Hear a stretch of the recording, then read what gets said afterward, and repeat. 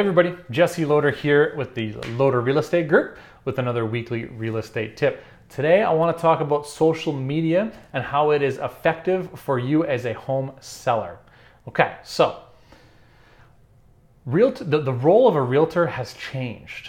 Okay, a realtor used to be the gatekeeper of all this information that no one else could access. Okay, so they had all this information that you, the public, couldn't really see. There is still one piece of information that I can see as a realtor that you cannot see as a member of the public, and that's what a house actually sold for.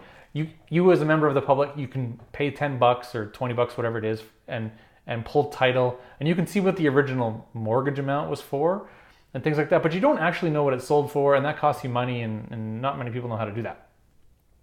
But for the most part, you as the member of the public are more educated now than ever on home pricing, and you can sniff out an overpriced home very, very quickly because you can have access to all these different websites that all have all this real estate information on it. Okay. On the flip side, you can also sniff out a good value just as easily. Okay. So where does social media tie into all this? Well, the way to sell real estate pre-2010, let's say. Okay, I mean, there's been lots of changes, but for the most part, let's just go pre-2010, before social media really took off as a business marketing tool. You know, it started emerging in 2007-ish, but really wasn't that much of a marketing tool yet. Okay, so before, what'd you do as a realtor? Well, you put up a sign in the front lawn, you put it up on MLS, maybe you put an advertisement in the newspaper, in the Real Estate Weekly. Some online sites like Kijiji and Craigslist, they existed then. They weren't that popular though, especially for things of this nature.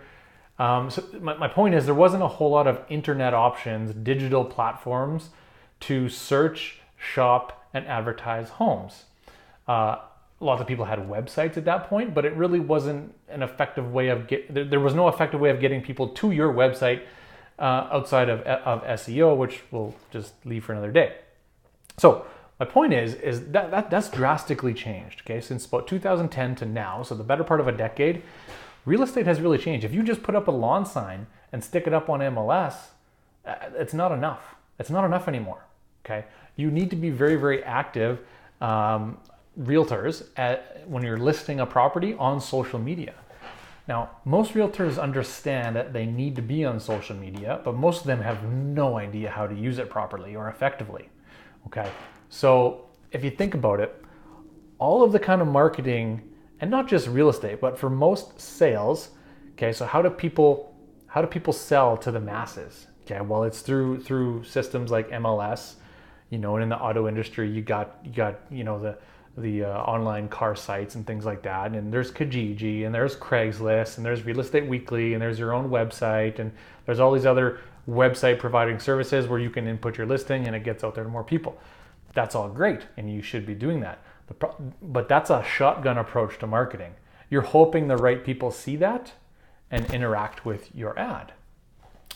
Now, Facebook and Google, for example, they're really the only platforms out there where instead of blasting it out there and hoping the right people see it, I can find the people who I want to see it. Okay, you see the difference there?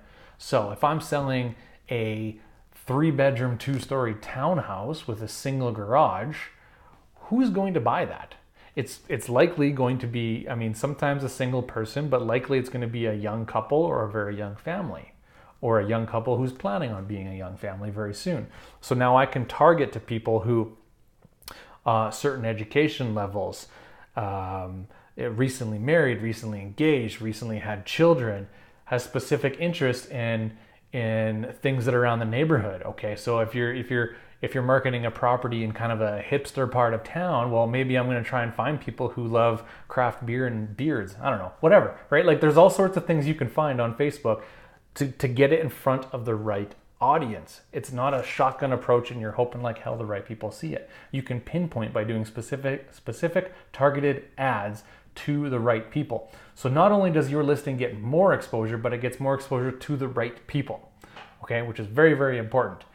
So when you are choosing a realtor to list your home, you need to be asking these questions. What is their social media strategy? And strategy is the key word, because a lot of them, like I said, they understand they need to do something and they might post an ad on their business page and then they might boost it, which is donating money to Facebook. It doesn't actually work.